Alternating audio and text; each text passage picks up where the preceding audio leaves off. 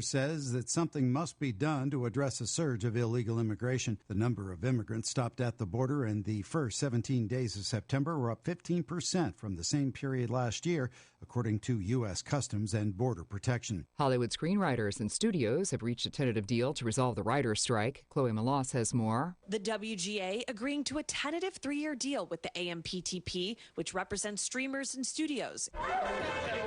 It comes nearly 150 days after film and TV writers walked out on Hollywood and hit the picket lines. Picketing was suspended as of Sunday night. While the union members still need to formally vote to end the walkout, actors will continue their strike until the SAG-AFTRA union also reaches a deal with studios. President Biden is hosting leaders from Pacific Island nations at the White House today. The summit is seen as an effort to counter China's rising influence in the region. The Biden administration is formally establishing diplomatic relations with the Cook Islands and Niue for the first time. You're listening to the latest on NBC News Radio. And welcome, brothers, sisters, working class heroes. This is The Rick Smith Show. Thanks so much for being here today on the big program. Lots to get to. Lots to talk about. Shutdown coming. They're probably odds. If I'm a betting man, I'm putting my money on there's going to be a government shutdown, and the Kook caucus is going to be gleeful that the chaos that they've caused will hurt working class people. But my favorite bit of the day on this shutdown, Brian Kareem, he's a reporter. You may know who he is. He tweeted out, he says, as a reporter, I don't know what's more frustrating. Congress not understanding a government shutdown is their responsibility, or reporters in the briefing room not understanding who's responsible and repeatedly asking POTUS why he doesn't do something about it. And that's the amazing thing here.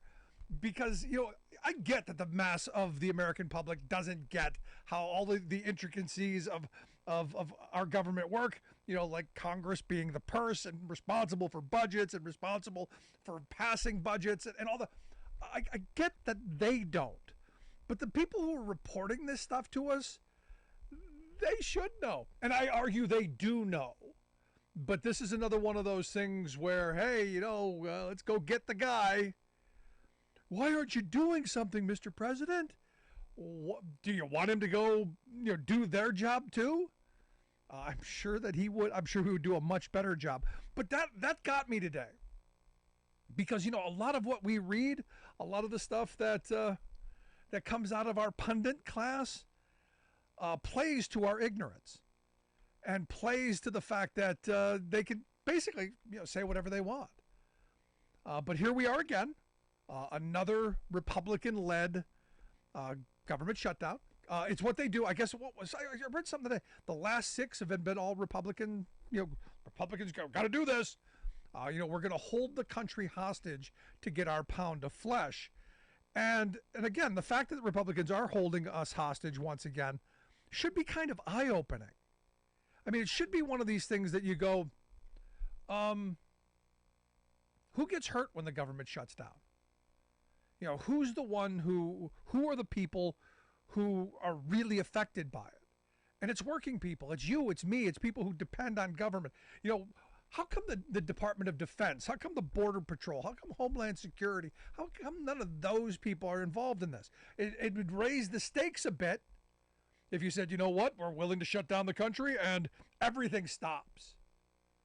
See, my view has always been if you're going to go nuclear, if you're going to go, we're going to press the button because we want to see what happens, there should be consequences. Shouldn't there? Shouldn't there be consequences? This way, it's just, we're only going to hurt some people. The most vulnerable, the poor and the working class. We'll get them. Because they don't bother voting, and they don't vote for us anyway. That's the logic here. That this is the reason that Republicans keep doing this. But I thought it was interesting that Brian Kareem brought that up. And I think it's important to note, this is all on Kevin McCarthy and the House Republicans. We are in a moment of potential chaos because of how broken the Republican Party is. So congratulations. crazy got what you wanted. Some good news today. President Biden announced in a Rose Garden ceremony the creation of the White House Office of Gun Violence Prevention. It will be headed up by Vice President Kamala Harris. And look, this is another one of these things. We're going to look into all of the reasons that we have mass shootings and 30,000 gun deaths a year or 40,000. I've seen higher numbers. It's we're going to keep looking at this. We're going to keep talking about. We're not going to do anything. Republicans aren't going to allow us to do anything. And me and the boy broke out the motorcycles today and went for a ride. And as we're riding through the back roads and the twisties, as my son loves to call them, we drove past a property that had an AR-15 flag that said, "Come get it." And it got me thinking. It got me thinking of how this has become such a hot button issue that everyone's in a team. We're gun or no gun. And I was thinking about when they wrote the Second Amendment. Now, understand, I believe that it was written the way I read the whole thing, not just the first part of it, but our courts have moved us in the direction of just the first part. But I was thinking about it. I'm going, you go back to when the Second Amendment was written, you had single-shot ball and powder rifles and flintlock handguns. You didn't have AR-15s. You didn't have the technological advancements in weaponry that we see today that can take out a sizable crowd. Back then, you wanted to commit a mass shooting, it could take a while, and it gave people a chance to run. And the guns weren't very accurate, all that. But it got me thinking of where we are in this moment, where technological advances have taken us right now compared to then. And then I started thinking about how fast technology has changed, how fast things improve, how fast things get, whatever your thought on it, better or worse. And I was thinking about it, at what point does the right to bear arms be infringed? I mean, we've already infringed it. I say this often. Everyone agrees with gun control. Everyone. I've only met a couple of idiots who aren't smart enough to know that they're in favor of gun control because eventually there's something you don't want your neighbor to have. And maybe it's an AR-15, maybe it's a fully automatic weapon, maybe it's a tactical nuclear weapon, maybe it's a stealth bomber. But at some point, somewhere, there's a line.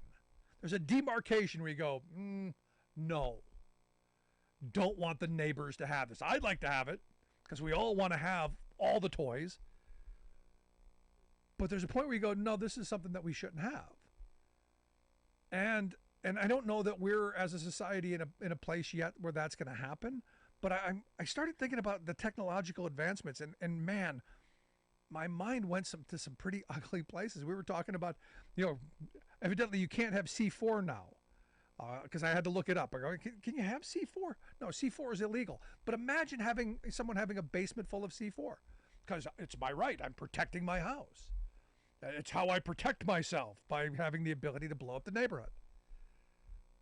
This is weird times. Now, this gun violence prevention committee that they're putting together, great. This office that they're throwing together, fabulous. It's hopefully going to keep it front and center in people's minds.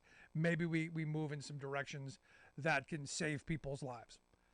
I'm never hopeful on this issue, never, because you have the cold dead hands crowd who there is no reasoning with. There is no reasoning. So it was a good event. It was a nice day. Had a Rose Garden event, always good. But we'll see what comes out of it. Also today, President Biden must have been listening. Has taken my advice. He will walk on the picket line on Tuesday. He's going to Michigan. We will be in Michigan on Sunday. Going to be in Toledo on Saturday. Going to be walking the picket line, talking to people in both Toledo and in Wayne. And I was hoping the president would show up on Sunday. There'd been a nice opportunity there, but he's going to be I think the first president to actually walk a picket line. I know. Barack Obama said he was going to put on those comfortable shoes. Never did. Never got those comfortable shoes on. Maybe Biden's going to borrow them, but on Tuesday he's going to be there, and I think that's fabulous. I think it's important that the president show his support, and this should really send Nikki Haley into a tizzy.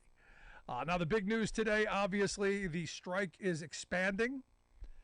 The UAW announced another 5,600 members on strike, 38 parts distribution centers across 20 states, and those will be on strike.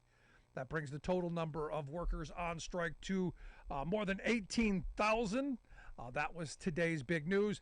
And the expansion's only with GM and Stellantis. Ford has been, negotiating in good faith is what the report is. They've made some improvements. They're working towards a deal. So they didn't strike any more Ford plants, just the one in Michigan. So we'll see where this goes. Hopefully there'll be a deal before I get there on Saturday. We'll see. But this is part of the strategy. You ramp up in certain places, you cause chaos in the supply chain. And someone asked me today, well, why don't they just strike everyone? I go, well, you got 150,000 members. You've got a good-sized strike fund. I think it's about $825 million is what they said, what their strike fund is. But if you're paying $500 a week to 150,000 people, that goes away pretty quickly. So if you're just putting 18,000 people on strike, you can probably stay out longer than end up having to lay off everyone, because this is what's beginning to happen. They're slowing down. They're having to lay off. And this way the workers get to collect unemployment. It gives them the opportunity to make the strike a little more powerful. And look, at the end of this, everyone wants an agreement. I want an agreement. The workers want an agreement. The union wants an agreement. It seems the company just not coming along. And again, greed will do this to you. When you're making the kind of massive profits, they want to hold on to it. They want to be able to keep the shareholders really happy, not just happy. So I'm looking forward to finding out what we find when we get to Toledo on Saturday. But I want to hear your thoughts. Email me, rick@thericksmithshow.com. Going to take a quick break. Right back after this. Stick around.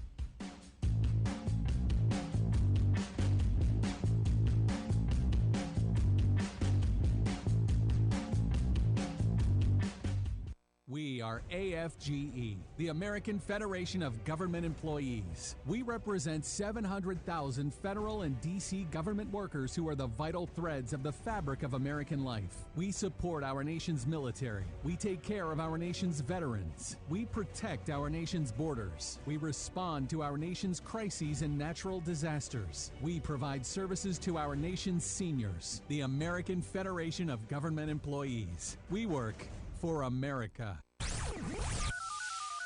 The phone lines are open. Give Rick a call at 1-866-416-RICK. That's 1-866-416-7425.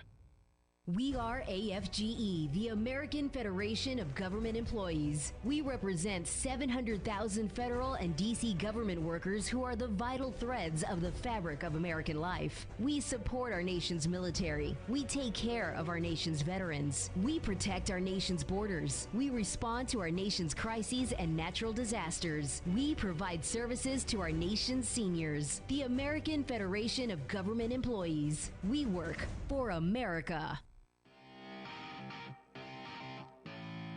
Welcome back to the Rick Smith Show. Now, here is Rick Smith.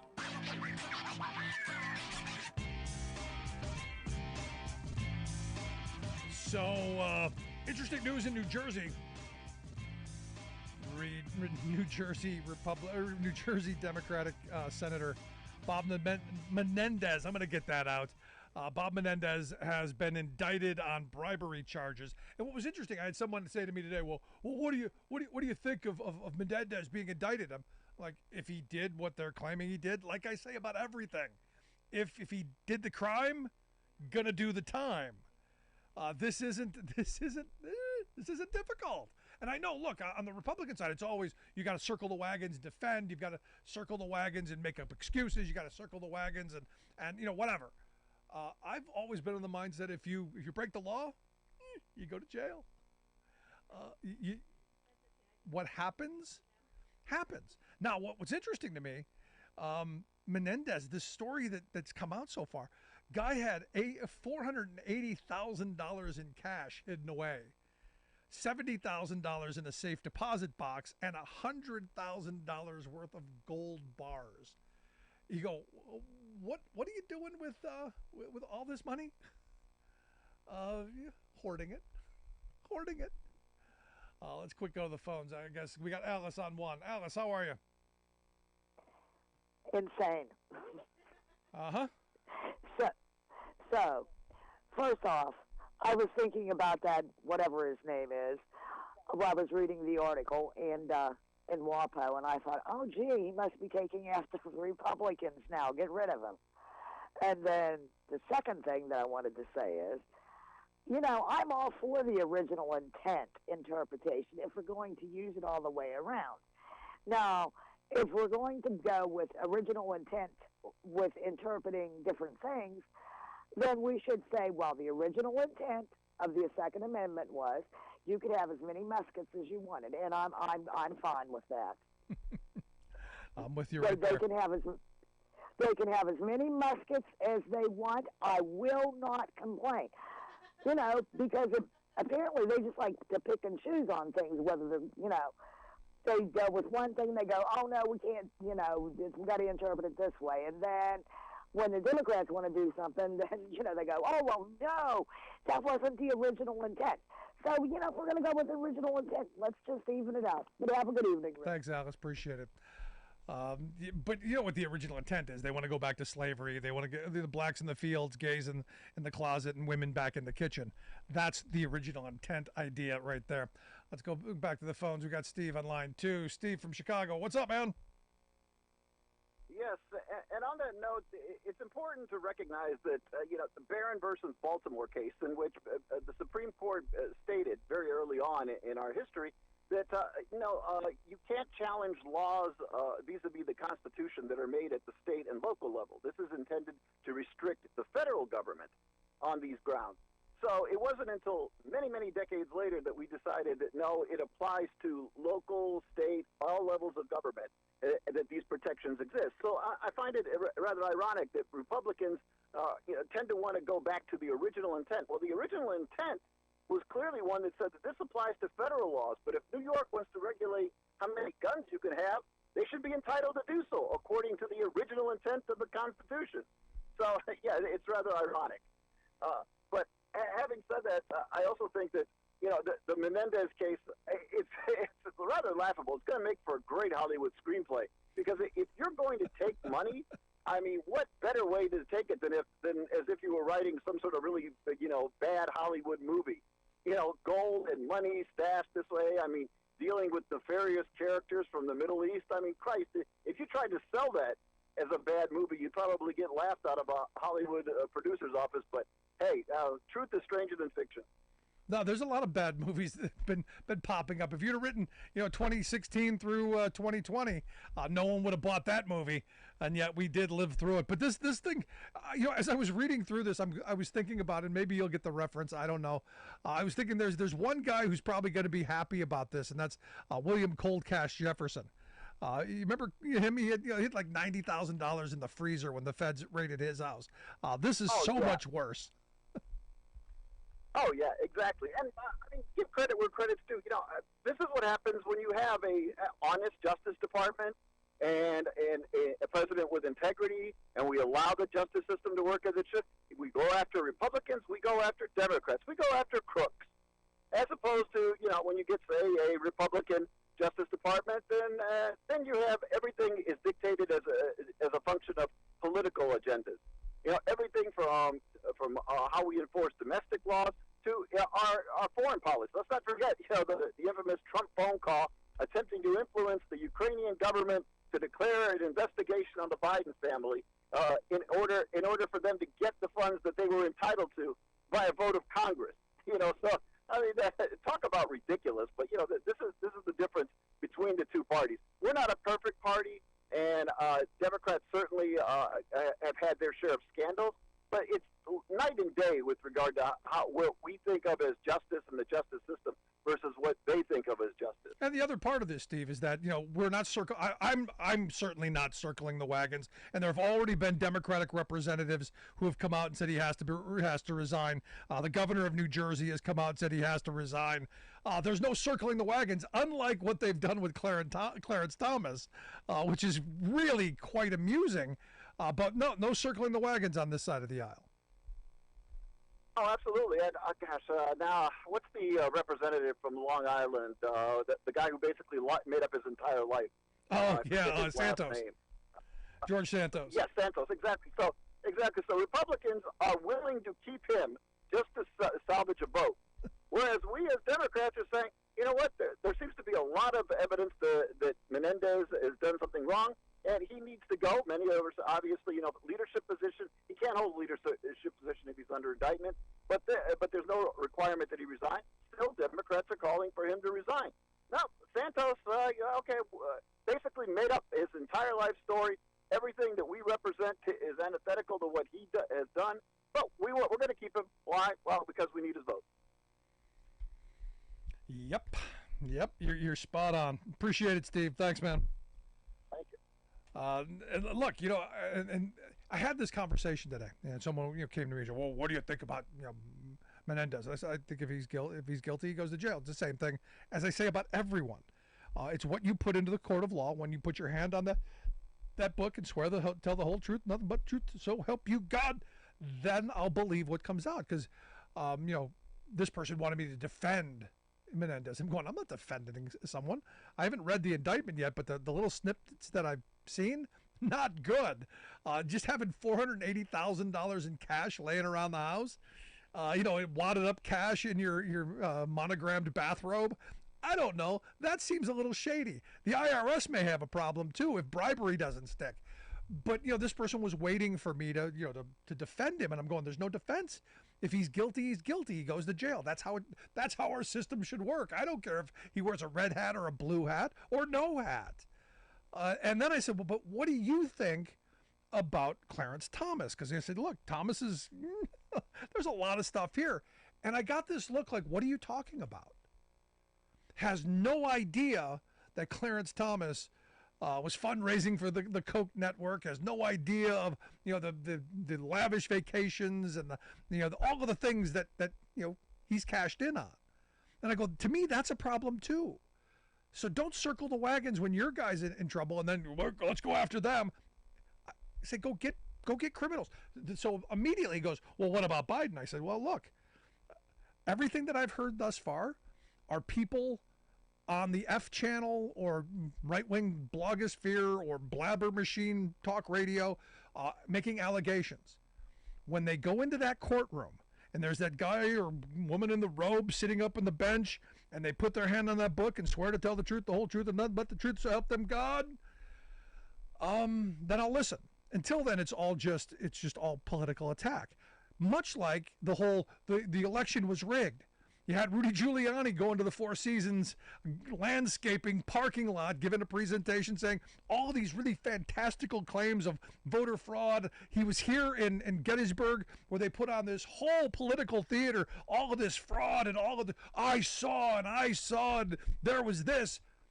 But when they went into the courtroom, when they went into that place, now again, putting their hand on the Bible, they don't care, swearing to God. That threat of perjury, however, that threat of if you fail to tell the truth, if you lie in that courtroom, in that space, after saying you won't, you could go to jail. They didn't bring any of those claims in. Nothing. There was none of them. But get out on the F channel, get out in your little political theater stunt performances, and wow, some of the most fantastic schemes ever devised. Quite remarkable. They can spin a tale. Look at what they did with the election. Want to hear your thoughts? Email me, rick@thericksmithshow.com. Quick break. Back after this. I'm Rick Smith, and this is Labor History in 2. On this day in labor history, the year was 1910. That was the day the Protocol of Peace brought an end to the cloakmaker strike in New York City. The garment industry had been rocked by the uprising of 20,000 months earlier. Young women had struck hundreds of small shops over pay, recognition, and working conditions. They won ILGWU recognition in all but a handful of shops. 60,000 cloakmakers in the city were inspired to walk out of the sweatshops that July. The mostly male strike force demanded shorter hours and increased pay, the closed shop, and more. Union membership soared, and most of the small shops caved. The larger manufacturers would not, however, and by the end of the summer, the Protocol of Peace was negotiated. Future Supreme Court Justice Louis Brandeis figured prominently in the negotiations. The protocol established higher wages, shorter hours, and overtime pay. It also guaranteed the union shop, elimination of contracting, and monitoring of piecework rates. Even more significant, workers won a union health center, a board of sanitary control, a board of grievances, and a board of arbitration. For the first time, garment workers had access to health care, a way to eliminate sweatshop conditions, and a way to mediate and resolve shop floor complaints. The price to be paid, however, was that workers would give up their most powerful leveraging tool, the right to strike. The agreement was lauded as a step forward for industrial democracy. But soon, many workers complained that the protocol failed to answer a number of shop floor issues. Grievances piled up, and workers were penalized when they attempted to strike to resolve their problems. The protocol would be scrapped for a return to militant strikes during the 1920s. Labor History in 2 brought to you by the Illinois Labor History Society and The Rick Smith Show. For more information, go to laborhistoryin2.com. Corporate and governmental hucksters intentionally cloak their schemes in convoluted obfuscations, so we commoners can't really know what they're saying or doing to us. That's why our Hightower Lowdown team takes pride in regularly trying to deconstruct their arcane jargon, translating it into plain language. Recently, for example, I pointed out the slick deceit in Big Pharma's assertion that its outrageously high drug prices are just a factor of, quote, core cost recovery. Huh? That's supposed to mean that it costs a lot to do basic research for discovering new medicines, so they must recover those costs. But wait, I hollered, basic drug research is not paid for by brand-name corporate monopolists. Rather, this essential humane work is done by such public entities as the National Institutes of Health, paid for by us taxpayers. And it's a huge tax-paid subsidy. In 2020, a study by the Institute of New Economic Thinking laid out the scam in stark terms. Quote, taxpayers have been footing the bill for every new drug approved between 2010 and 2019. Hello, every new drug. The Institute's study traced the funding of 356 new drugs approved in that period, finding that a whopping $230 billion in public finance research paid for the basic science that created the medicines. In what the researchers called a robust pipeline to industry, monopolistic patents were then obtained on those ingredients by Big Pharma to market drugs made possible by the scientific capital we taxpayers invested. This is Jim Hightower saying, for drug profiteers, this is manna from heaven. The system hands new drug products to them, letting them arbitrarily fix prices that enrich their investors were nearly double the profit levels of other corporate powers. If you suspect the system is rigged to gouge you, there it is.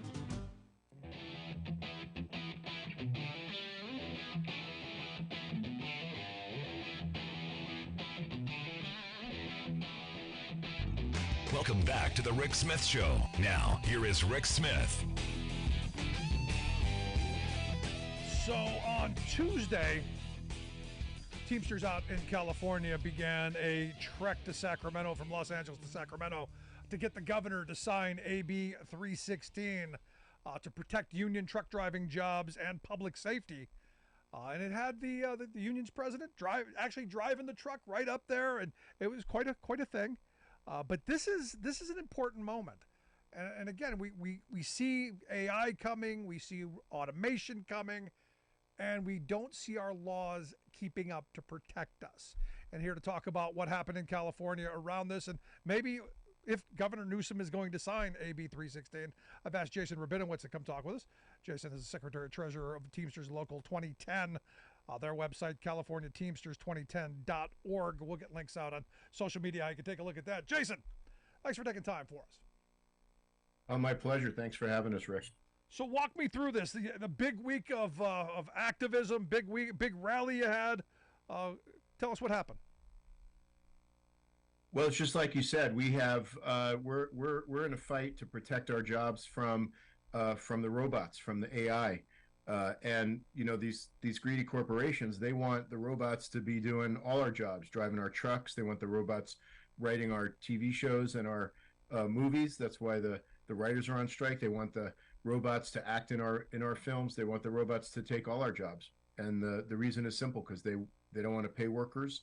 They want to save money, and they want to increase their profits. So the Teamsters Union is saying that we've always welcomed and adopted new technology, but we've been the major transportation union since the technology was horses, right, over a century ago. And as new technologies come in, we've welcomed it. But we've always said, as a union, we need to protect our jobs. We need to protect our safety, because the corporations aren't going to do it. They only care about their profits. They don't care about our jobs. They don't care about our safety. They don't care about anything, just their profits. So it's up to the union to say, we're going to protect our jobs. And so the Teamsters have called on our elected leaders, who also should be protecting our jobs and our safety, to sign to adopt AB 316. And this is a bill in California that says if they want to run a robot driverless truck, they can do it, but they have to have a human safety operator on board in order to make sure that the thing is safe. And so this thing is cruising. This legislation is cruising, bipartisan support through the legislature, and it's now on Governor Newsom's desk, and we're demanding that he sign it. What are the chances that's going to happen? I mean, because I can't imagine that he doesn't sign this. I mean, the first time one of these trucks goes off of the internet rails, let's say, and kills a family, this is on him. Well, that's exactly right. And what we're seeing in California, anyone who lives in San Francisco or that follows the news, we've got these little robot taxis, okay, and they're wreaking havoc in the city. They stop at green lights. They run over the fire hoses. They get in the way of the ambulances. They kill people's pets. The technology is not ready, and the city's up in arms about this. Now, what happens when you put that technology that's not ready, that's not safe, in a giant semi on the freeway, 10,000, 20,000, 80,000 pounds, next to our kids, next to our families, next to my minivan, right? It's terribly dangerous, and that's why our poll. And there was a bipartisan poll that came out. 75% of Californian voters support our bill. You can't get 75% of people to agree on anything, but the vast majority of people want this bill passed. And it went through the legislature, both Democrats and Republicans, and it's co-sponsored by a Democrat and a Republican in the legislature. They all voted for it. We only had a handful of people vote against it in the legislature. So this thing has strong support from the public and the legislature. So now the question is, will Governor Newsom sign it? And I agree with you that it should be an easy decision for him. You got, on one hand, you got our jobs, our safety, and human beings and our communities. And then on the other hand, you got robots and greedy tech companies. So which side are you on, like we say in the labor movement? Which side are you on, Gavin? And so that's why we had these rallies, and I'm very pleased to tell you all about them.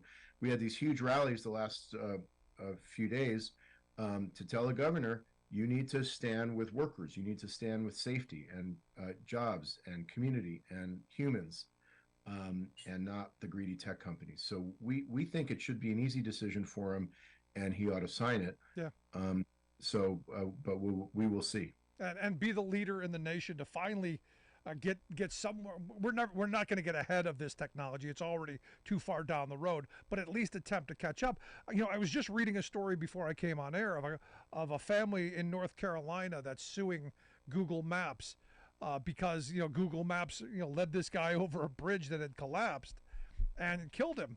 And my mind immediately went to this.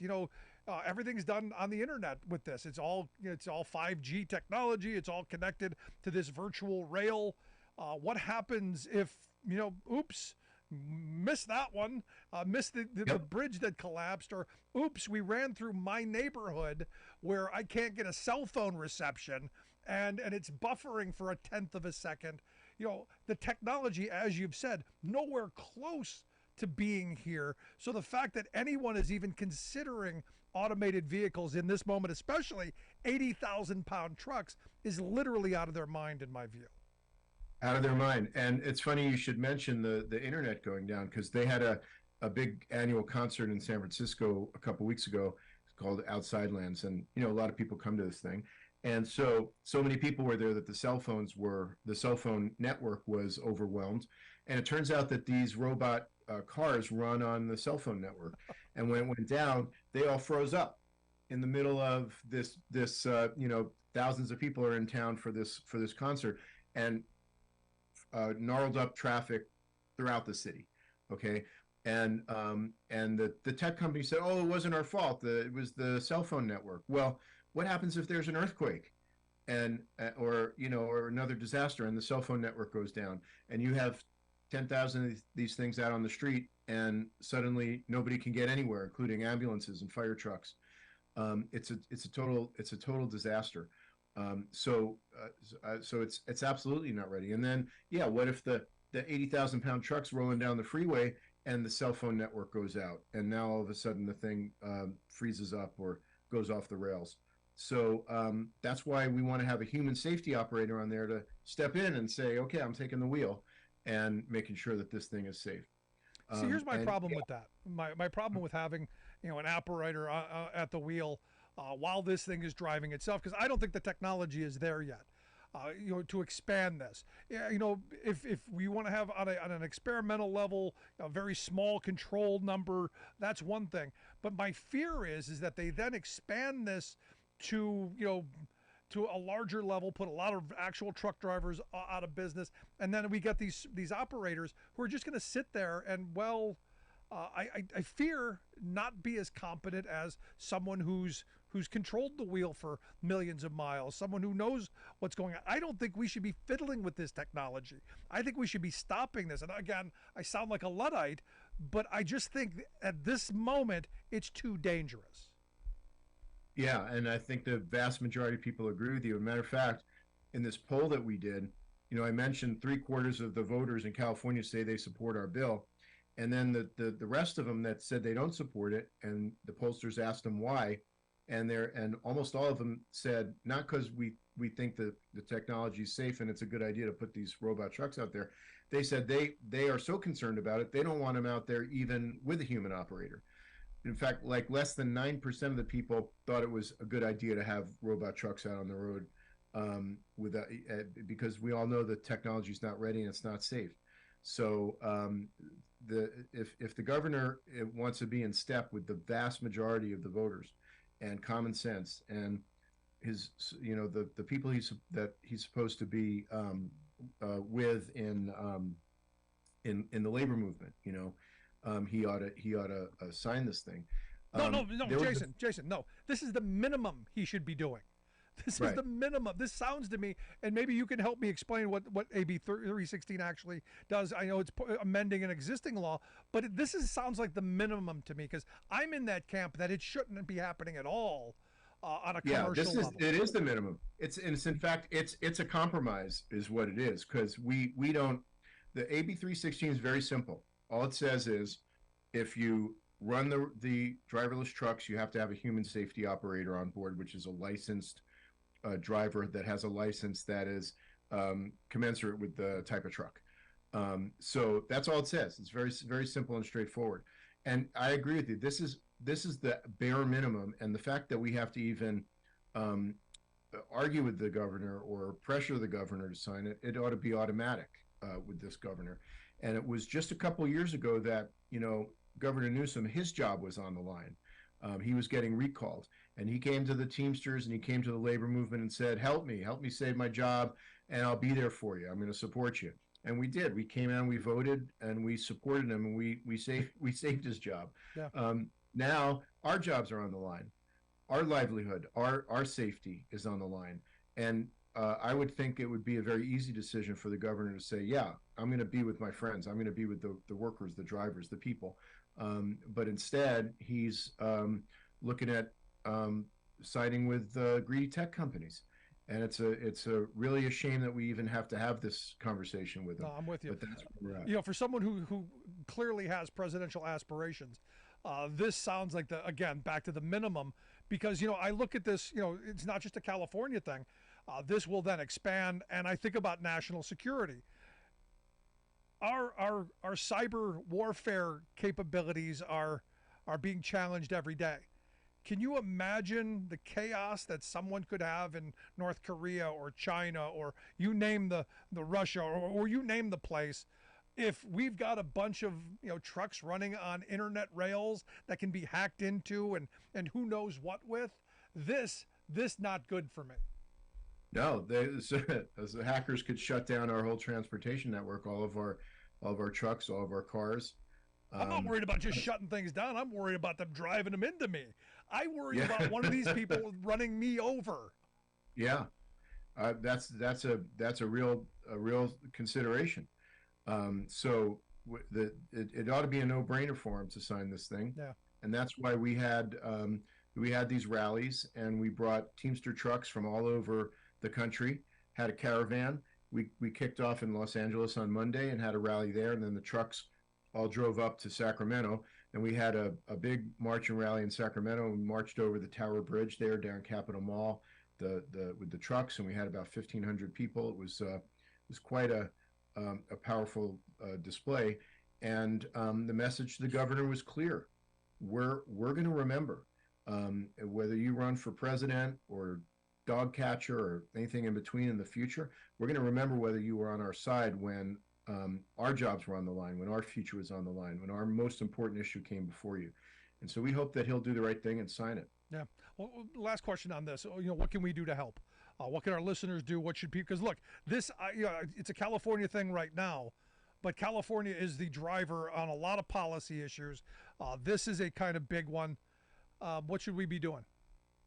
Well, we should be calling the governor's office, and we have, if you go to Teamster.org, or if you go to Teamster social media on any of the platforms, Facebook, Instagram, TikTok, you will see that we've got links on there to be able to sign the petition or write a letter to the governor. Call the governor's office, let them know we want you to sign this bill. We want you to be with the Teamsters. We want you to be with human beings and workers and communities, not with the robots and the greedy tech companies. There you go. I got to get your thoughts before I let you go on what's going on in Detroit, in Michigan, and Ohio. Now in 20 states across the country as the UAW has expanded their strike. I wanted to get your thoughts on the strike, the UAW and the Big Three. Well, Teamsters stand in solidarity with UAW, and we just had our big fight, and under the leadership of our General President Sean O'Brien, the Teamsters geared up. Our 350,000 UPS Teamsters were ready to strike. We were practice picketing, and we showed a lot of strength, and we were able to win a historic contract at UPS. Now we're seeing the UAW, follow a similar model of being militant and aggressive, taking on these greedy employers. The Big Three are incredibly profitable because of the work of UAW members, and they've given huge raises to their CEOs, and then they want to be cheap with workers. It's just a disgrace. Yep. So we stand in solidarity. We support the righteous cause of the UAW and the strikers at the Big Three, and we're confident that they're going to be successful. Yeah, I'm hopeful. We're going to be in Toledo on Saturday and in Wayne, Michigan on Sunday to cover the strike and the going-ons and talk to the workers there, because I think this is a good opportunity. It's a big opportunity to return reward to work in this country and rebuild what was once the gold standard of the American working class, and that's those UAW jobs. But Jason, I appreciate you taking some time for us. I know you've got stuff coming up down the road that I'm sure you're going to want to come back and talk to us about, and I look forward to having you as things progress. Well, thank you, Rick. It's my pleasure. Always happy to come on your show. Thanks so much. Again, Jason Rabinowitz, Secretary Treasurer, Teamsters Local 2110. Make sure you check out their website, CaliforniaTeamsters2010.org. That's a mouthful. We'll get links out on social media, how you can take a look at that. Gonna take a quick break. Right back with your thoughts. Stick around. You're listening to The Rick Smith Show. We're working people. Come to talk.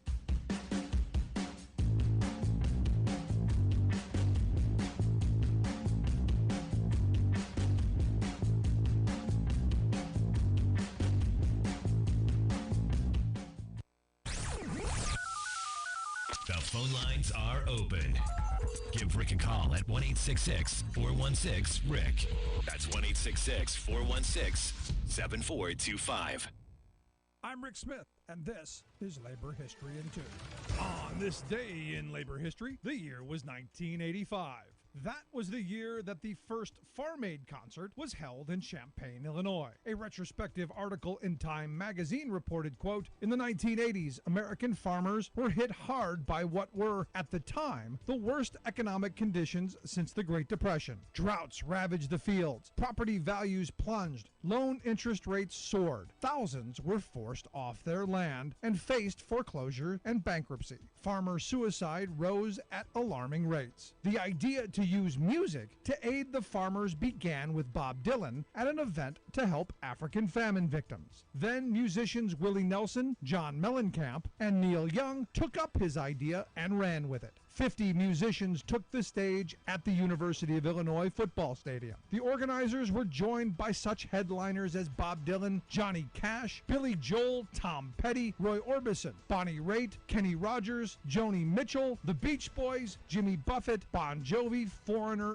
and more. The musicians played for 14 hours to a rain-soaked crowd of nearly 80,000. A telethon also helped to bring in donations. It raised $9 million for farm relief. More importantly, it helped raise national awareness of the dire economic conditions faced by many small farmers. Farm Aid has continued to hold concerts for small farmers. In 2015, the 30th anniversary concert was held in Chicago. As an organization, Farm Aid has raised more than $50 million for small farmers. Now, live for Farm Aid and a concert for America, here's Willie Nelson. Labor History in 2 brought to you by the Illinois Labor History Society and The Rick Smith Show.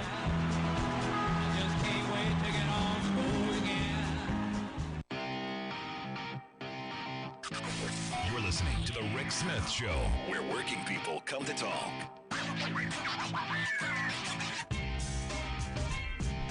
Betty in Santa Fe sent me an email during the break. And look, you know, I've been saying this Menendez thing is, if he did it, goes to jail. Simple. It's simple to me. And I think it's simple to Democrats. You don't see them, circling the wagons. And this is what Betty says. A serious question. Has any prominent Democrat lined up behind Robert Menendez in the same unimpassioned way that Republicans formed around Clarence Thomas? And no, there's not. In fact, this is the thing about Democrats. And it's sometimes it's too far. Sometimes it's too much. I look at the allegations that were levied against Al Franken, and immediately everyone said, Al Franken's got to resign, Al Franken's got to resign, and Al Franken resigned. Even the person who made the allegation said he shouldn't have resigned. But that's what Democrats do. And Republicans are like, no, there's nothing bad enough. There's nothing bad enough that's going to make me resign. There's nothing bad enough that's going to make me step down. No. And as Steve earlier pointed out, the George Santos thing. I mean, seriously? And our media has just, okay. Is that how it's going to be? Because Republicans understand that our media has the attention span of a gnat. That they grab onto something with both hands for about 30 seconds and then they move on to the next thing. This week it was, John Fetterman's destroying democracy by wearing a hoodie. If you're not going to wear a suit. That was the big thing.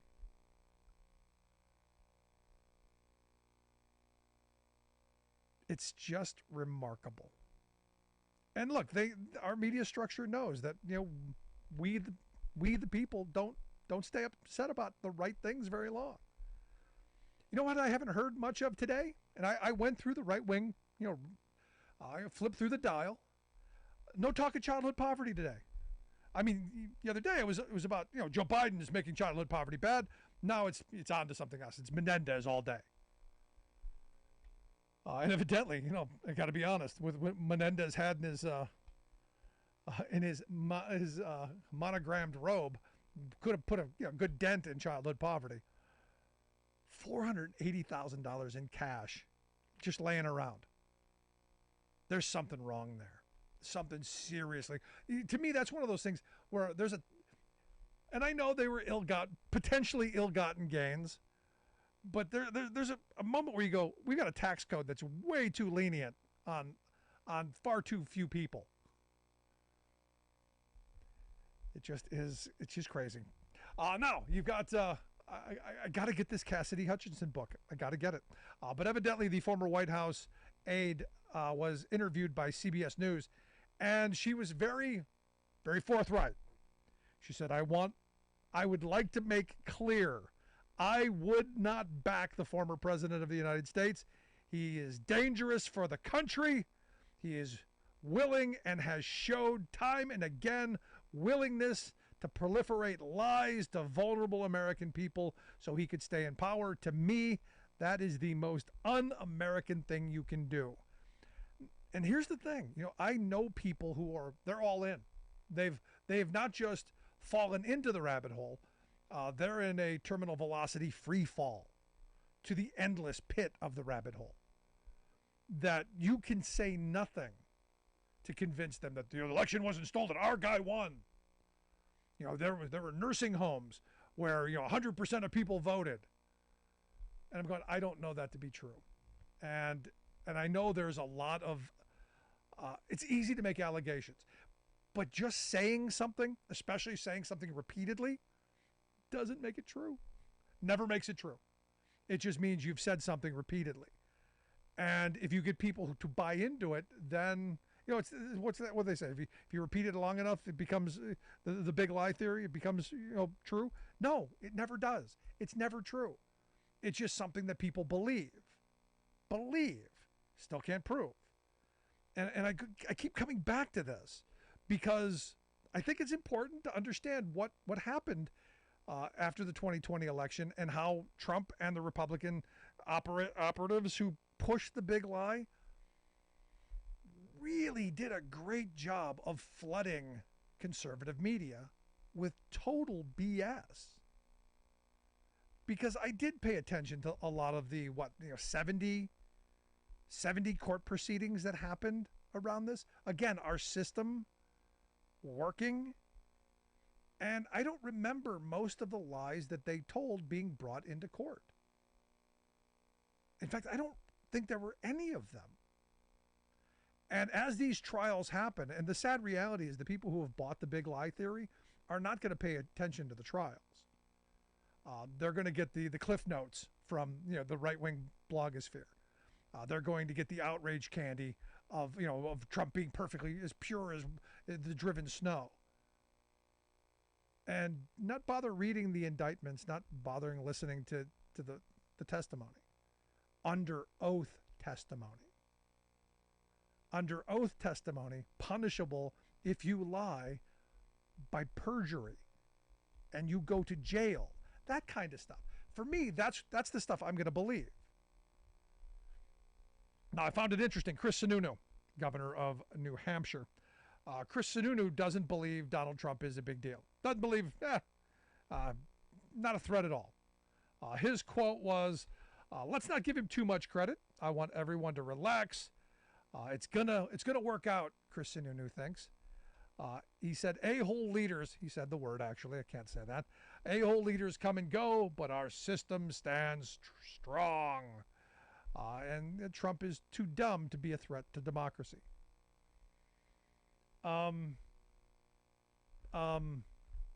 Chris, buddy, I think you need to pay attention. We're in a crisis moment. Maybe rethink the comments. Want to hear your thoughts. Is Chris Sununu right? Is Donald Trump too dumb to be dangerous? Email me, Rick at thericksmithshow.com.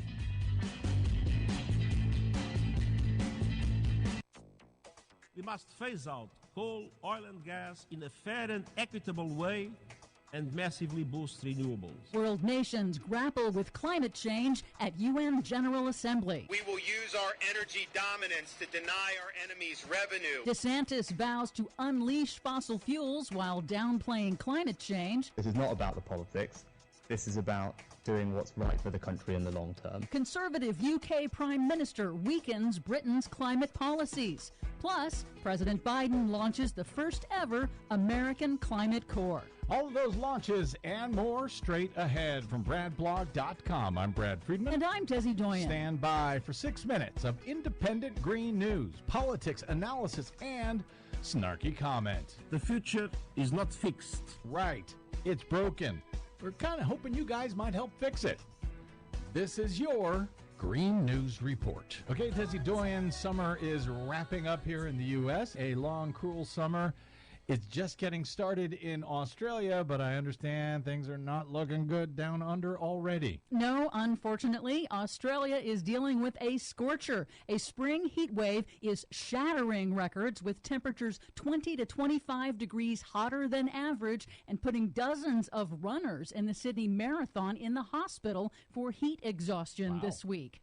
In politics, in a Texas oil field on Wednesday, Republican 2024 presidential candidate and Florida Governor Ron DeSantis downplayed climate change in unveiling his energy agenda, vowing to withdraw the United States from global climate pacts, end the U.S. commitment to reach net zero greenhouse gas emissions, expand extraction of fossil fuels on the public's lands, and slash federal regulations on pollution and conservation to boost domestic fossil fuel production. He did that in the middle of an oil field. Yep. DeSantis also said that as president, he'd bring gas prices down to $2 a gallon, a difficult prospect given that oil prices are set on the global market. In international diplomacy, at the United Nations General Assembly underway in New York, UN Secretary General Antonio Guterres warned that current government actions to cut dangerous climate warming emissions are, quote, falling abysmally short, even as the world just had a rash of deadly extreme weather disasters and its hottest summer on record. Guterres called on nations to enact key steps like ending billions in annual subsidies for fossil fuels, implementing a price on carbon, and assisting developing countries with adaptation and mitigation projects. Guterres targeted wealthy, high-emitting countries and their obligations to address the crisis they created. G20 countries are responsible for 80% of greenhouse emissions. They must lead. They must break their addiction to fossil fuels. To stand a fighting chance of limiting global temperature rise, we must phase out coal, oil, and gas in a fair and equitable way and massively boost renewables. Yeah, but here was my favorite comment from Guterres.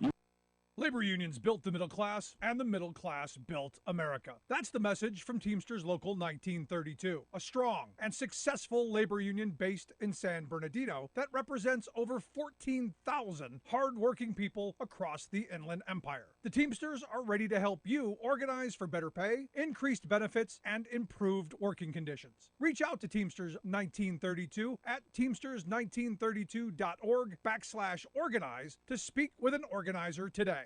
KCAA Loma Linda.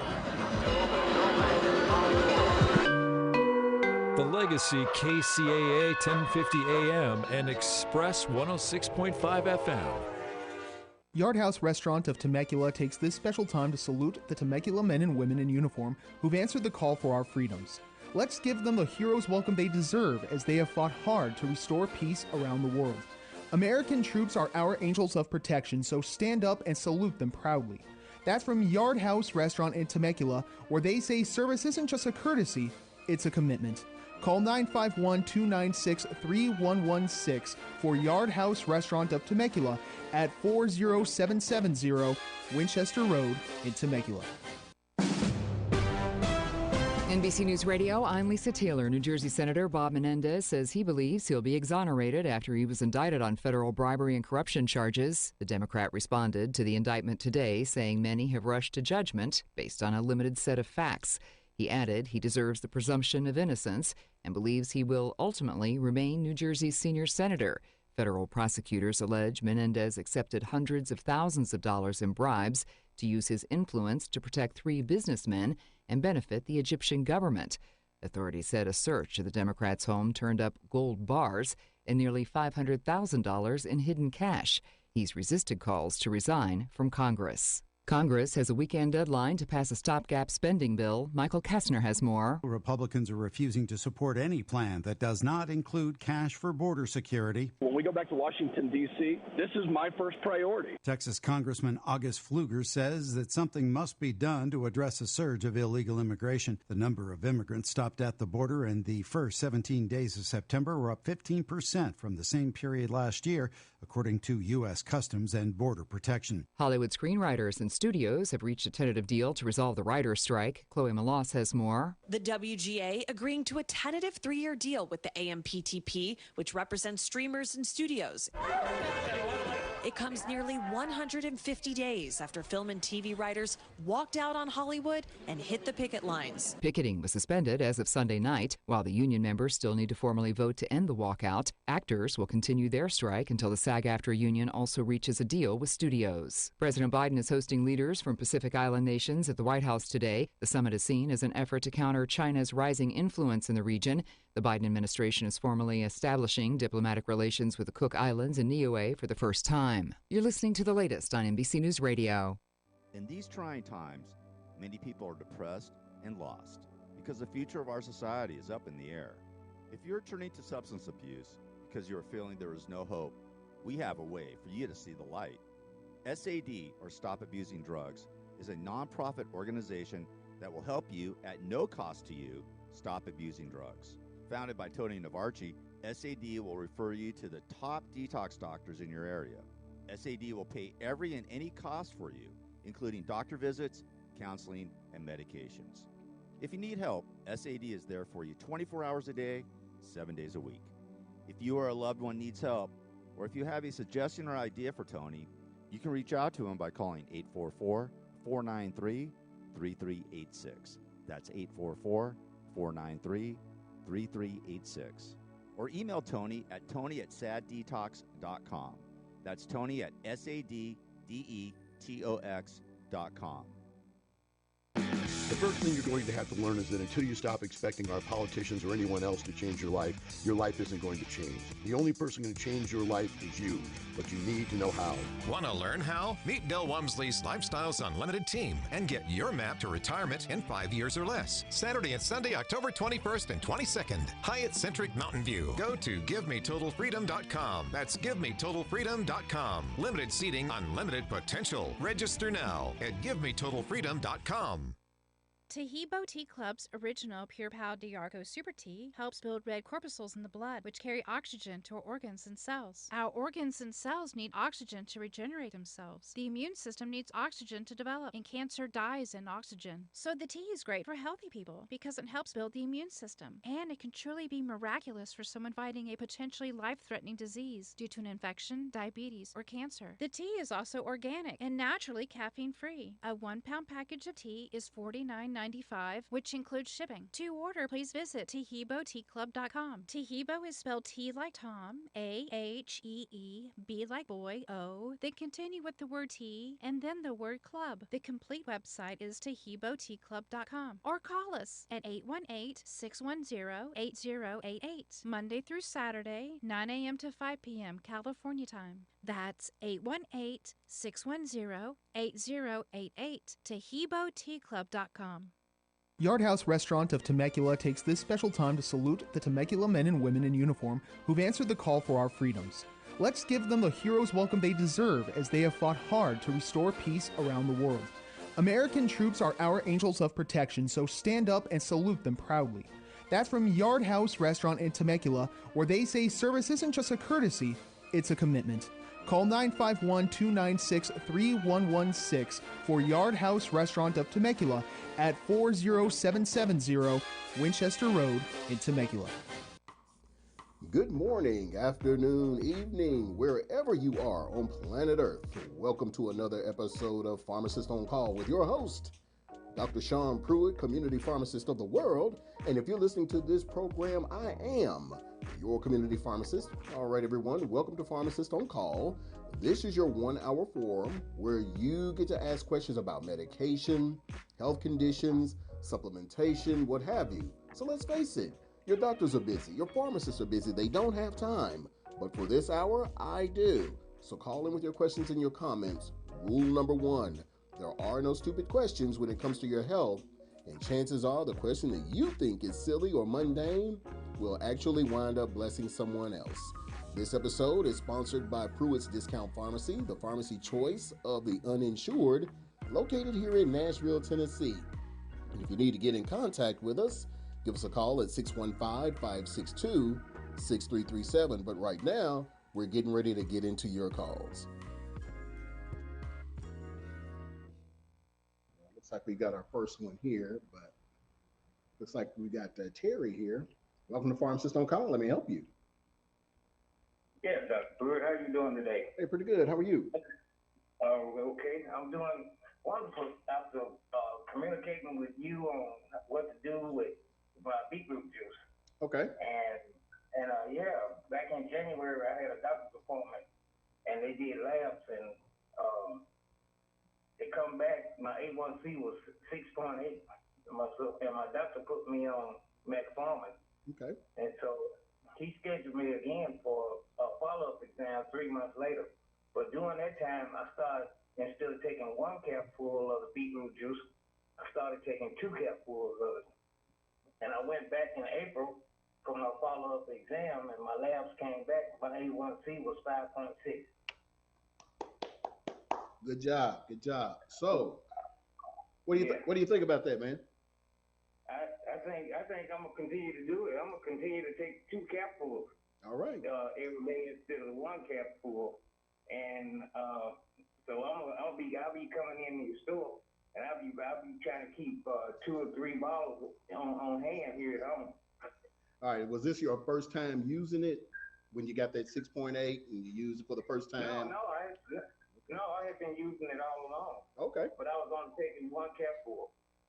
So you doubled up and that improved your results. Okay. Right. All right. Good deal. All right.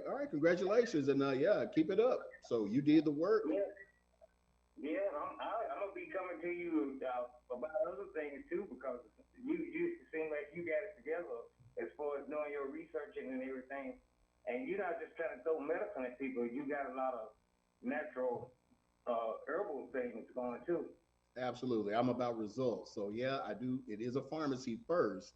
So yes, I profit off of selling all the drugs. My main thing is results. I want you all to get the outcomes that you want. Right. That's what I'm looking for. That's what I'm looking for. All right. Well, we appreciate your call. All right. Thank you. Yes, sir. All right. Thank you. All right. Have a good evening. Yes, sir. All right. Bye-bye. So for those of you who this is your first time watching the show, what he is referring to is beetroot juice. This is the beet, this is the root of the beet, and it is concentrated. So he's using it for diabetes, but this is also good for high blood pressure. It is also good for cholesterol, liver problems, pancreatitis, pancreas issues, low iron. It's high in potassium. So for those of you who have low potassium, this is what you want here, good anti-inflammatory. Excuse me. So what this did was it gave Terry's pancreas the alkalinity that it needed to perform its function of keeping his blood sugar low. So as you said, he had been using it. He had gotten himself down to a 6.8, doubled up, and now he's at 5.6. So he's right where we want him, in between 4 and 6. And so it looks like, he's found his thing to keep him going.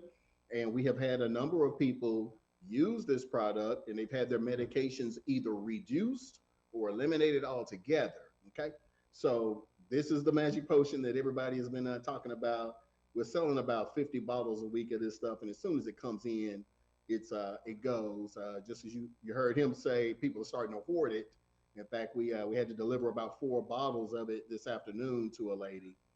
So this stuff works really well. It gives you the outcomes you want. Man, it gives me the, man, just a big boost of energy, even when I'm fast, because I do intermittent fasting. And so the beetroot juice gives me energy to carry me through until lunch. So what is this stuff, Dr. Pruitt? This is our solution to high blood pressure. And the way it works in high blood pressure is you have hypertension and you've got your arteries and they're kind of squeezed. And so your heart is having to push very hard against that closed vessel, or that vessel that has cholesterol, lard, and all that in there.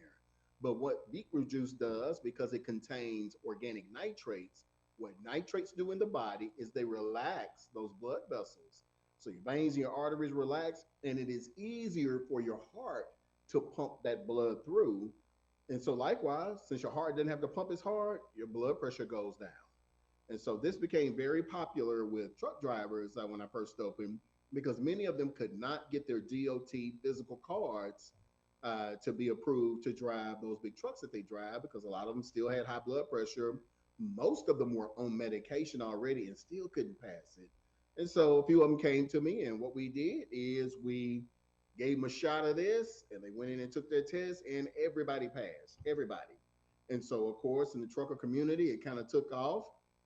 And I had one of them come to me and said, "Hey, doc, this beetroot juice is doing really well for my blood pressure, but my doctor also told me that my A1C went down. Does this work on diabetes?" Yes, it does. It gives your pancreas the alkalinity that it needs to start kicking out your own insulin and lowering your own blood sugar. So this improves pancreatic function, okay? It also lowers your cholesterol. It's high in fiber and can clean the gut out and works kind of like the statins do, the HMG-CoA reductase inhibitors, but without the side effects of the leg cramps.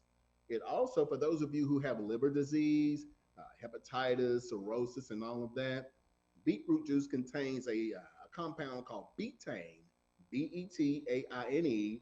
And what betaine does, it's in the betalain family, is it detoxifies the liver and begins to heal the liver. And so for those of you who have issues with your AST and your ALT enzymes, taking this, they're going to start coming down. You're going to notice your energy improve because now your liver is functioning better. Okay?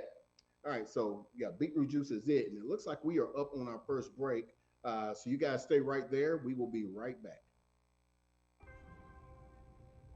If you suffer from high blood pressure, diabetes, high cholesterol, and liver disease, organic beetroot juice can help you improve all of these medical conditions.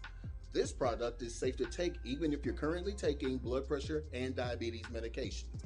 This is our #1 selling product and has been for years. This product is available at Pruitt's Discount Pharmacy in East Nashville and Pruitt's Pharmacy in Antioch. Lower your blood pressure today. Give us a call. If you or someone you know suffers from chronic pain, arthritis, neuropathy, or carpal tunnel, stop by Pruitt's Discount Pharmacy for a free sample of Pharmacist Blends hemp lotion. Many of our customers report the pain relief starts in about 2 to 3 minutes. This product has 0 THC. Not only is it a pain reliever, but it is also a beauty product that reportedly tones and tightens the skin. So feel great and look great with Pharmacist Blends hemp lotion, located at Pruitt's Discount Pharmacy. Did you know that eczema can be triggered by heat, sweating, emotional stress, or certain foods we eat? These are things in life that we can't always avoid. So if you know someone suffering from eczema or psoriasis, get them a bottle of Pharmacist Blends Skin and Scalp Soother. This is an all-natural product that instantly relieves itching and moisturizes dry patches. Still don't believe it works? Stop by Pruitt's Discount Pharmacy at 811C Dickerson Pike or Pruitt's Pharmacy at Napier Clinic, 107 Charles E. Davis for a free sample. Also available on Amazon.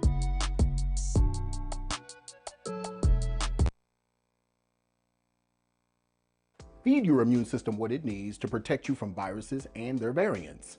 I created this all-natural product in June of 2020 to support your immune system so that it can protect you from blood clots, breathing problems, body aches, coughs, and trouble sleeping at night because you're sick. Many patients have reported feeling better after their first dose. This product is available at Pruitt's Discount Pharmacy, Amazon.com, or if you're too sick to get out, call us for delivery, 615-562-6337. wanted to lose weight, but I needed something safe and effective that didn't require me to exercise. I asked my pharmacist, and they recommended I take Garcinia Cambogia. With so many brands out there, I wanted one I could trust. So I chose Pharmacist's Blends 95% Pure Garcinia Cambogia Complex. It is actually formulated by a pharmacist, so I know that I'm getting quality. So get Pharmacist's Blends Garcinia Cambogia. I trust my pharmacist, and so should you.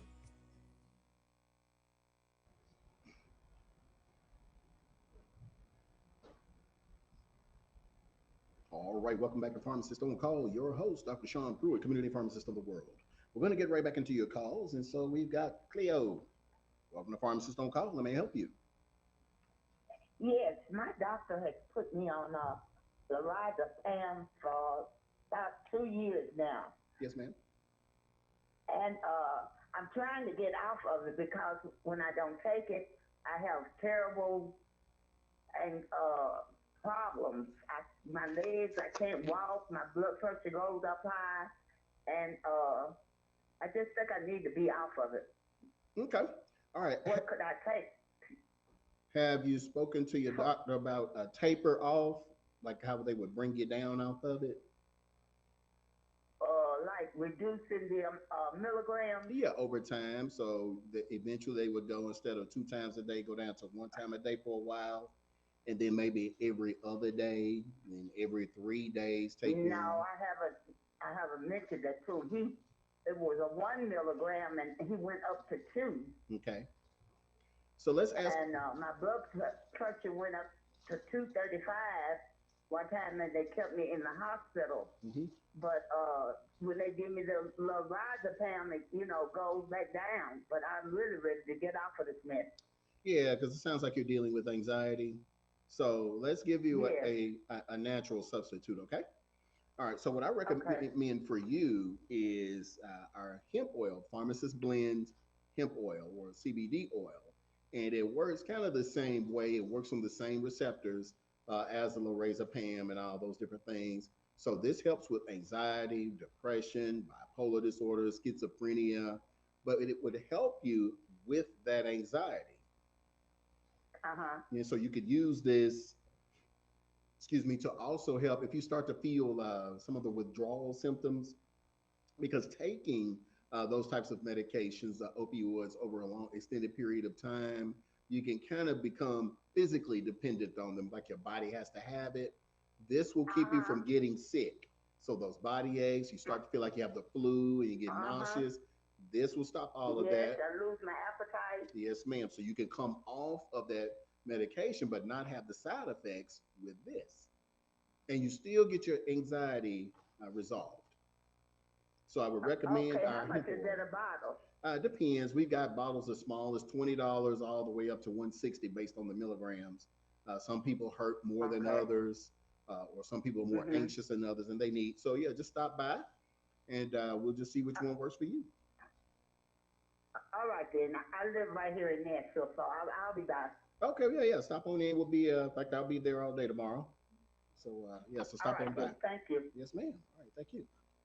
All right, let's see.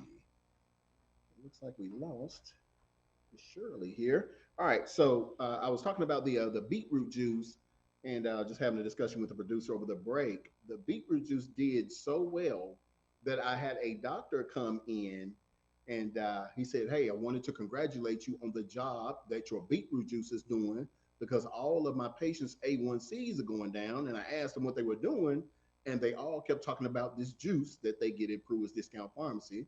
And he said, "Thank you." He bought a couple of bottles of himself.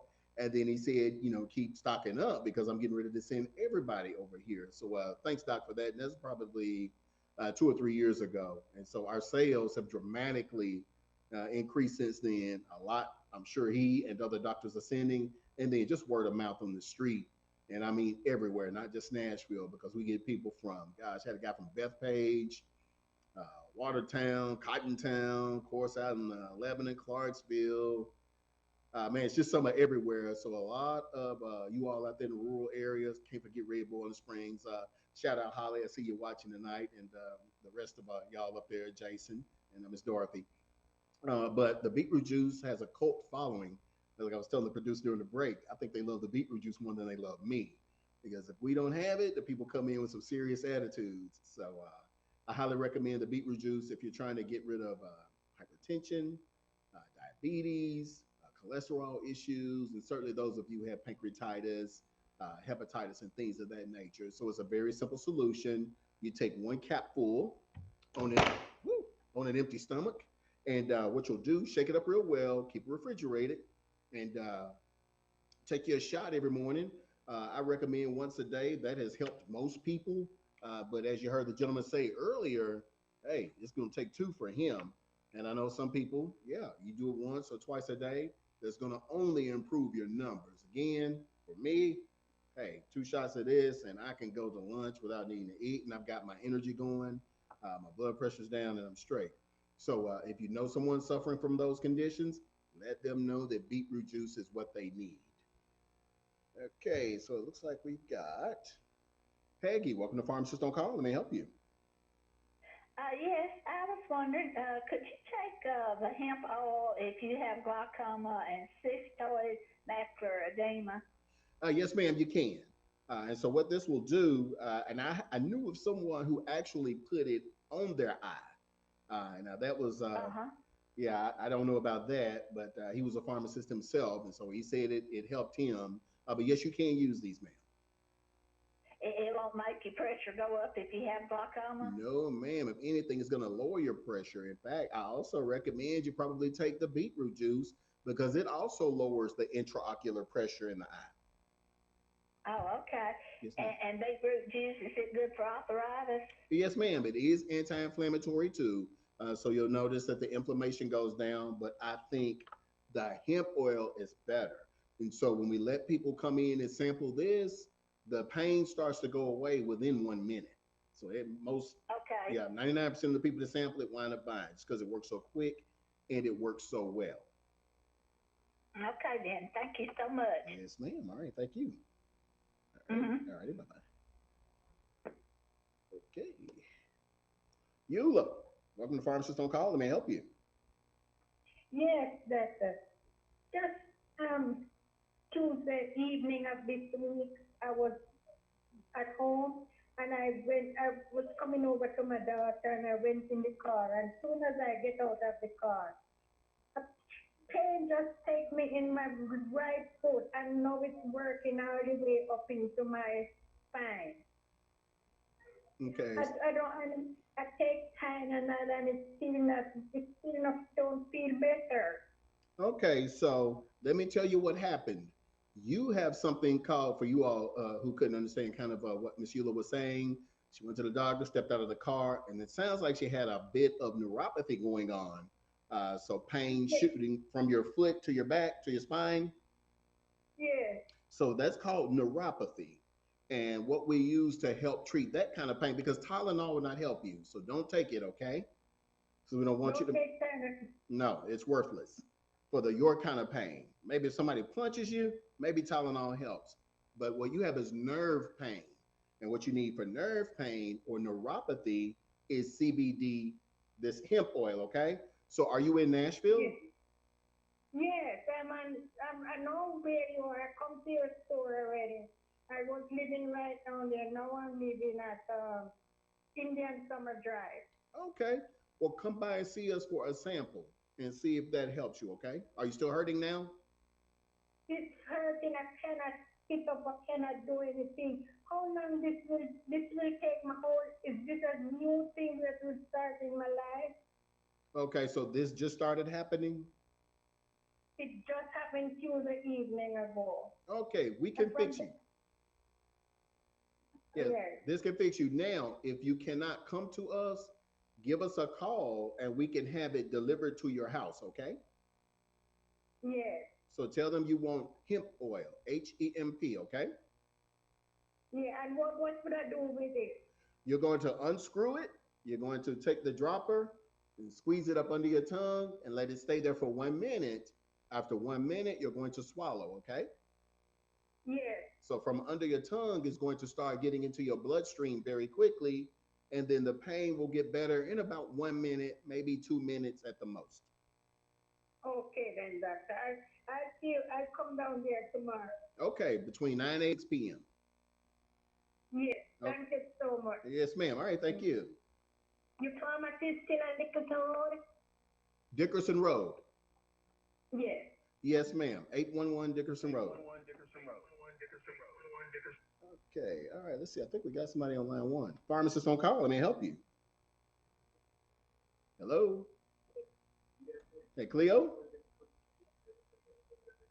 Okay, all right. All right, everyone.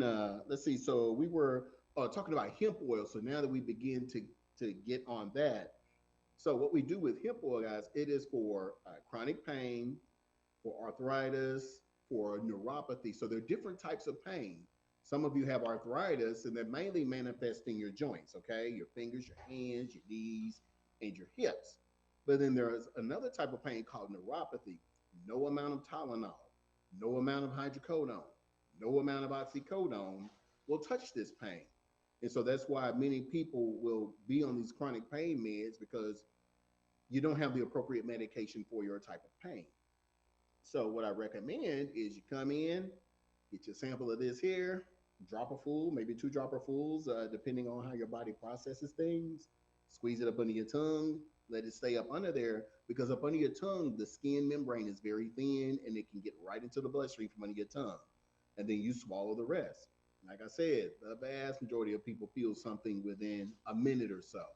And so if you have the same type of pain that Eula just described, that shooting pain going down the hip to your feet, because most of that manifests in the back.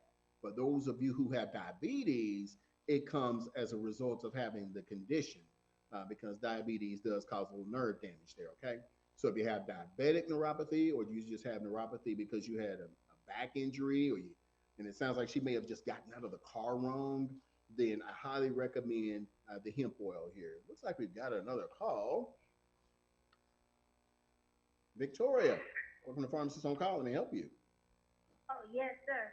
I wanted to know if my son if you could help him. He needs some kind of solution to get off heroin, and I wanted to know if they had anything that a liquid or something or oil to help kill that craving. How old is he? He's 40. 40. He's been on it since he was 12. Is he ready to come off of it? Oh, no. Yeah, because but I don't. He needs to get ready. Yeah, I don't know if I don't want you to buy a bottle. No, he did go and try it, but the people put him out of the building over at Matthew Walker. But they give federal money to help people, but they not helping people. I tell you what, call me at the pharmacy, and we have some other resources to help him out. I would recommend the hemp oil, but he's probably going to need some counseling too, and maybe some other kind of medication therapy as well. Okay. Okay. So call me tomorrow at the store. At what time? I'll be there all day from 9 to 6. Now, don't call at 9 because the door's gonna fly open. So call me around lunchtime tomorrow. All right. Thank you. Yes, ma'am. All right. Thank you. Okay. So we got here. Barbara, welcome to Pharmacist on Call. Let me help you. Yes. Can you tell me what I need to take for memory loss? Memory, a couple of things. Ginkgo, we have pretty decent results with, and what ginkgo biloba does, it opens up the blood vessels, the vasculature inside of the brain, and the more blood flow you get in the brain, the more improved thinking and memory improvement. Now, I've had a couple of people come by and speak highly of Prevagen.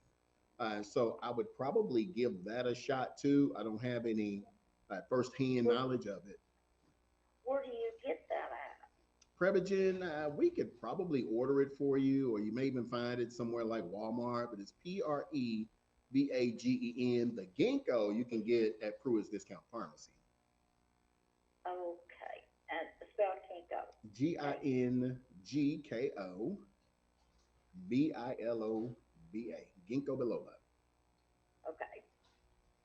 All righty. Prevagen. Spell that again, please. Prevagen. Prevagen. Okay. All right. And that's supposed to be good. Yes, ma'am. Both of them. Okay. All right. Thank Thank you. All right, everyone, we'll be right back up on another break. See you in a minute. Protect yourself and your family with Dr. Pruitt's Potion. Dr. Pruitt's Potion feeds your immune system what it needs to keep you well. Available at Pruitt's Discount Pharmacy on Amazon.com. If you're too sick to get out, call us for delivery at 615-562-6337. I wanted to lose weight, but I needed something safe and effective that didn't require me to exercise. I asked my pharmacist, and they recommended I take Garcinia Cambogia. With so many brands out there, I wanted one I could trust. So I chose Pharmacist's Blends 95% Pure Garcinia Cambogia Complex. It is actually formulated by a pharmacist, so I know that I'm getting quality. So get Pharmacist's Blends Garcinia Cambogia. I trust my pharmacist, and so should you. Did you know that eczema can be triggered by heat, sweating, emotional stress, or certain foods we eat? These are things in life that we can't always avoid. So if you know someone suffering from eczema or psoriasis, give them a bottle of Pharmacist Blends Skin and Scalp Soother. This is an all-natural product that instantly relieves itching and moisturizes dry patches. Still don't believe it works? Stop by Pruitt's Discount Pharmacy at 811C Dickerson Pike or Pruitt's Pharmacy at Napier Clinic, 107 Charles E. Davis for a free sample. Also available on Amazon. If you or someone you know suffers from chronic pain, arthritis, neuropathy, or carpal tunnel, stop by Pruitt's Discount Pharmacy for a free sample of Pharmacist Blends Hemp Lotion. Many of our customers report the pain relief starts in about 2 to 3 minutes. This product has 0 THC. Not only is it a pain reliever, but it is also a beauty product that reportedly tones and tightens the skin. So feel great and look great with Pharmacist Blends Hemp Lotion, located at Pruitt's Discount Pharmacy. Protect yourself and your family with Dr. Pruitt's Potion. Dr. Pruitt's Potion feeds your immune system what it needs to keep you well. This product is available at Pruitt's Discount Pharmacy, Amazon.com, or if you're too sick to get out, call us for delivery, 615-562-6337. All right, welcome back to Pharmacist on Call with your host, Dr. Sean Pruitt, Community Pharmacist of the World. We're going to get right back into your calls, so it looks like we have Carol. Welcome to Pharmacist on Call. May I help you? Hello. Yes, ma'am. Hello. How can we help you? Yes. Are you ready for me to ask my question? Yes, ma'am. Fire away. Okay. I've been dealing with depression and anxiety. Okay. And my doctor had put me on trazodone to help me sleep and Zoloft. Okay. And I've been on it for 2 weeks now, and I called her to tell her that I thought I was having some side effects from it. It's making me sick at my stomach and everything. But worst of all is I have the tremors and the shakes so bad that I can hardly hold a glass or a pencil. And when I take it, I just shake all day long. What milligram of the Zoloft are you taking? 50 milligrams, but today I broke it in half this morning and took a half of one to see if it would help any, and I still kind of had the tremors. So when I talked to her this afternoon, she told me just to stop taking it and call her back on Monday. Yes, ma'am. All right, now, even though you had the tremors, how did it make you feel kind of upstairs? Well, I think I kind of felt a little okay. I didn't have the depressed feeling that I've had. What bothered me is after shaking so bad and having the shakes all day long, it just kind of wore me out. And so that upsets me because I can't figure out why I'm having them or how to control them or what's causing them. May have been that it was pushing up your serotonin. I tell you what, it may be worth trying out the hemp oil in lieu of the Zoloft. It kind of works on the same neurotransmitter, but I'm sure without all the tremor side effects. Yeah. So I'd probably give this a try. It sounds like trazodone is probably working for you. It's helping to relax so you can go to bed, right? Yeah, she wanted me to go to sleep because I'm not sleeping at night. I stay awake all night long, and she was giving me that to help me go to sleep. But I asked the pharmacist about it, and I asked him if it was a combination of antidepressant and for anxiety. I had been on levothyroxine thyroid medicine, 100 micrograms for several years, and when my blood work came back, she sent me a new prescription in, and she put me on 88 milligrams because she said all of a sudden after taking 100 for all the years I've taken it, it was too strong, and my reports came back, and she had to reduce it to 88. And she said she thought by taking the 100 before she reduced it was causing some of the anxiety. I think that may be true. Yeah, because your thyroid does play a role. So I'm on the 88 levothyroxine now. Okay. Okay. How are you sleeping on the trazodone? Well, I really hadn't taken too much of that. Luckily, I've been staying awake long enough at night to work puzzles and watch TV till I kindly fall asleep a little bit. So I actually haven't taken it, and I told her that today that I had it filled, but I haven't taken it yet. Okay. And she said, well, the trazodone was partially of it, would help with the depression and the anxiety. What time do you usually go to bed? I don't really go to bed. I can sleep during the day, but then I don't sleep at night. Okay. So once it gets daylight, that's when I can sleep. Okay. Have you ever taken melatonin? Yeah. Okay. I recommend about 5 to 10 milligrams for you. And I also recommend a dropper full of this with that melatonin. Okay. And I think you'll be going night-night. Okay. But what about the anxiety and the tremors that I'm having? This will help with the anxiety as well. Okay. I think the tremors were a result of the medication. So now that we've removed that, and I think your thyroid levels may be playing a role in that too. But yeah. I think by and large, this will help. She reduced it to 88. Should that kind of in time? I've only been on it less than a week. I think it's going to be a time thing for your body to adjust to the new dose. To the new dose? Yes, ma'am.